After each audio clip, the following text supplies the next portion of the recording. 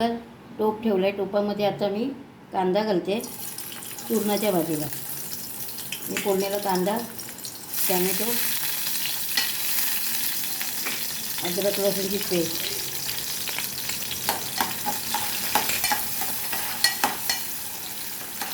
अद्रक लसूणची पेस्ट घातली. आता याच्यामध्ये गरम मसाला, धना जिरा पावडर, हळद, मीठ चवीनुसार, कारण की चुरण उकळताना मी मीठ घातलेलं आहे.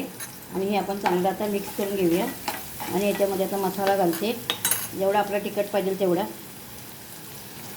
जेवढा तिखट पाहिजे तेवढा आपण मसाला घालूया. आणि आता आपण याच्यामध्ये मी कोलंबी करते मी. आता याच्यामध्ये ही कोलंबी मी धुवून चांगली साफ करून घेतलेली आहे. आता याला चांगलं परतून झाकण मारून ठेवून देऊया थोड्या वेळासाठी. हे बघा, आपण आता ही कोलंबी शिजली काय बघूया. हे बघा, कोलंबी शिजलेली आहे.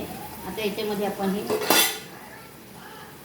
चुरण घालून घेऊया आणि चुरण चांगलं ढवळून घेऊया. हे बघा, चुरण मी चांगलं उकळून घेतलं होतं मीठ घालून 2 शिट्या काढून.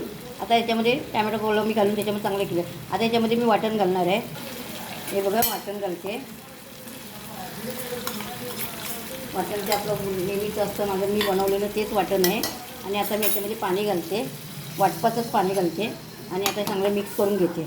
आता आपण याच्यामध्ये कोकम घालणार आहे. ही कोकमं माझ्या आईने मला दिली होती. गावावरनं मी आत्ता गेली होती, आईने मला कोकमं दिली होती. पण ही माझ्या आईच्या माझ्या आईची हातची कोकमं आहेत. माझ्या आईला जाऊन आता 1 महिना झालेला आहे. मी ही 2 कोकमं टाकते. माझ्या आईची मला जाम आठवण येते. आता ही चांगलं कोकमं एक उकळी आली की आपण चूरणाची भाजी आपली कोलंबी घालून रेडी झालेली आहे. ही बघा, चूरणाची भाजी रेडी आहे. आता आपण वरून कोथिंबीर घालूया.